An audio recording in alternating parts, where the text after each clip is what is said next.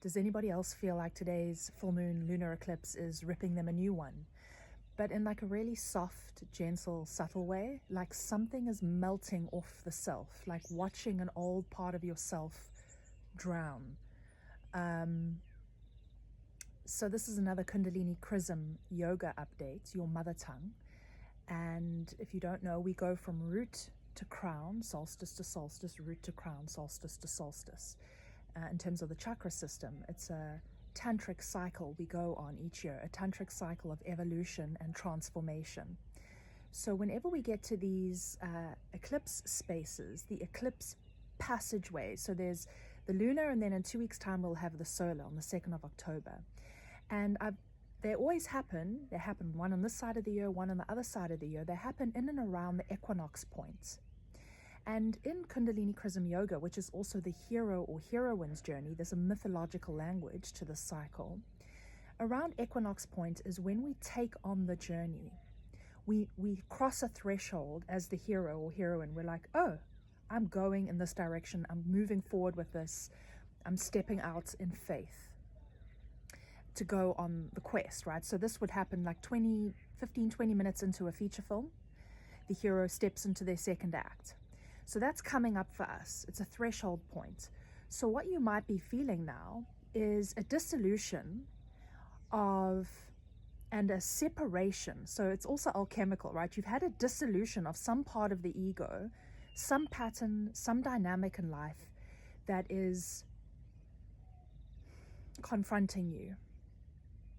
And it's now, when we go through the eclipse passageway is what separates that. It's almost like, I feel like it's like, you know, when you take those pans, those guys that would dig for gold in riverbeds, right? You put the pan in the water, you pick up all the silt and the mud, and then you pull the pan up and all the mud and silt falls through and you're left with gold nuggets and stones, right? That pulling up, that separation of the silt and the egoic heavy stuff and the pattern and the ignorant thing, the evil thing, or the karmic thing, right? Not evil, evil is ignorance. So the karmic thing is sifting down. It's being sorted as we go through the eclipse portal. And a lot of emotions come with that. And we're faced with it. We're faced with the thing. We're faced with it. And I've been having a lot of visions of Bhairava in the last few days. And Bhairava looks like this. I'll put a picture up. And it's one of the embodiments of Lord Shiva. Lord Shiva, benefic, ineffable one, right? One of the embodiments is this Bhairava, which means the fearsome one, the destroyer. And you see, look at this picture of this deity, right? And I love it because it's this confrontation. There's a holiness, the fearsome one, right? So Bhairava, they say Bhairava eats demons, eats sins being karma, right? So I feel like this eclipse passageway is also like a confrontation with Bhairava, which is a confrontation with our own fear. We're seeing something up close, so we're like, oh, hello Bhairava, hello distorted face. That's also holy. So I love that because Shiva is beautiful and holy, right, in Sanatana Dharma, Hindu Dharma, and the fact that this fearsome aspect is holy as well. I love it because it makes me feel okay about where I'm at. Like when life confronts me with its Bhairava face, some dynamic, some pattern, and I'm like, okay, you're up in this thing about myself is up in my face. And we honor that thing, that fear, that Bhairava, that thing coming at you, making itself known, that thing, that demon, right, making itself known, because without that thing coming at us and the feeling of it and the witnessing of it, we wouldn't know or move to change into something higher. We wouldn't evolve. So as we're being separated, sorted in the pan, and the silt is falling through and we're left with the gold nuggets and the stones, that's the third stage of alchemy, right? In the 7 stages, we're on the third stage of separation as we're moving into Manipura. and crossing this threshold into the second act. So yeah, my encouragement is it's always weird, the eclipses, right? Moving through this portal, this space from lunar to solar is just odd. It feels like reality is melting and remolding and reshaping continuously, and there's a lot of feeling and confrontation with life. And it might still be confusing because we're coming out of root and sacrum where things are in the cave or in the dark. So as we're coming through the eclipse cycle, it's like we're slowly moving into the light. We're slowly going to peek over the horizon of Manipura, coming out of matter and into consciousness, right? So we're coming through like almost like a birth, right? Like here's my head coming out of the vajayjay, you know. And what I also highly recommend at this stage, and my body naturally did this 2 days ago, I started my sadhana, or my daily practice, shifted into meditation. And it changes all the time depending on where I'm at in the cycle in the year. My body just does it. And then I go, oh, you've done this again. And it happens to be the eclipse portal. And last eclipse portal and most eclipse portals, my body goes and wants to do meditation. And I find this to be meaningful because the form of Lord Shiva that most people are aware of is this one, right? I'll put it up. And Lord Shiva is this representation of the so-called father principle, or the passive principle. So in ancient tantric wisdom, the father is actually the passive principle, not the mother. Okay, so it's the other way around. Yin is father, yang is mother. Anyway, so the passive principle, that's why Shiva has the crescent moon on his head. And he is in total awareness, and he's empty. He's empty of egoic identification.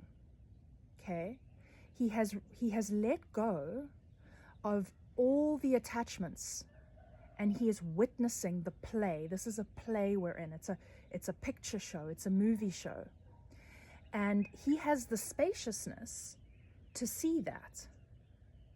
So my body naturally goes into meditation, and I recommend meditation, especially for these 2 weeks. We're doing it in my fellowship. We're doing a 21-day practice of all meditating each day for a certain amount of time, however much each person wants to do. But sitting, I think there's a saying in Zen that says, what's the saying? It's something along the lines of, the simple act of sitting erases all sins. Karma.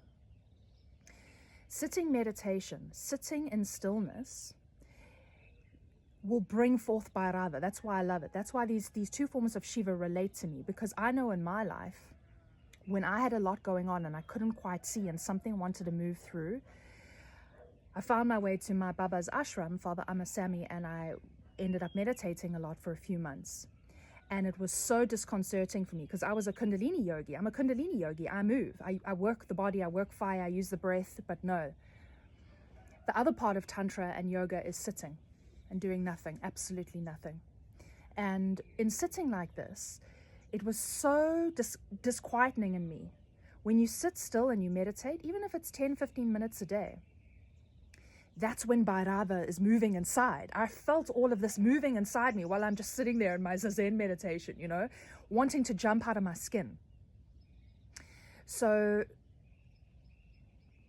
if you find yourself in a I don't know, that tentative, sensitive place right now, because stuff is moving or we're being separated through the pan, I highly recommend meditating.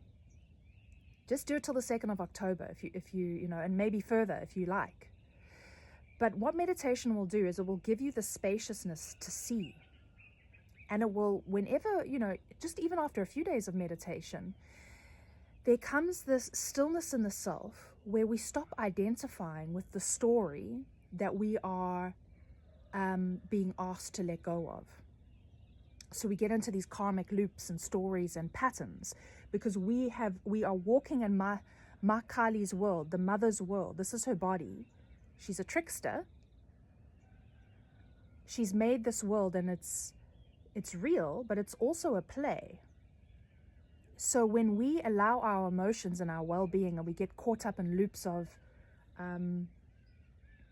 depleting relationships or depleting states of being, we are forgetting that we're in a play. We're forgetting. We don't have the spaciousness.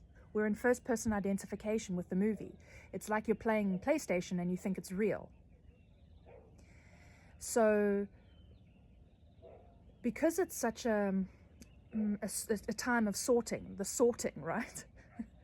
With the tray. No surprises, we're also kind of around Virgo. So it's like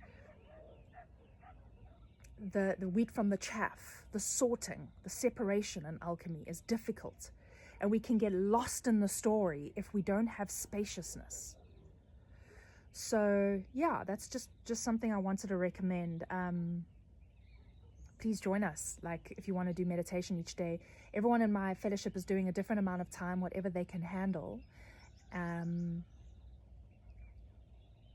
But it's the thing that keeps us centered and rooted and in spaciousness. So we can watch Bhairava and all the things and be clear about where we're moving. It's like meditation helps us steer the ship, especially through an eclipse portal. Don't know if there's anything else I wanted to say. Just thinking. Yeah, it's just so interesting to me that these two forms of Shiva, like I said in my own experience, sitting quietly and learning to not do, learning to be empty.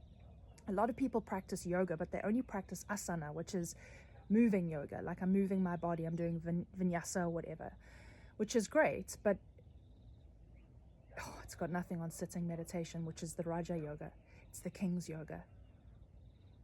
If you can sit for as long, people that exercise or do moving yoga, if you can sit for the same amount of time consecutively every day for as long as you like, that will bring the greatest change.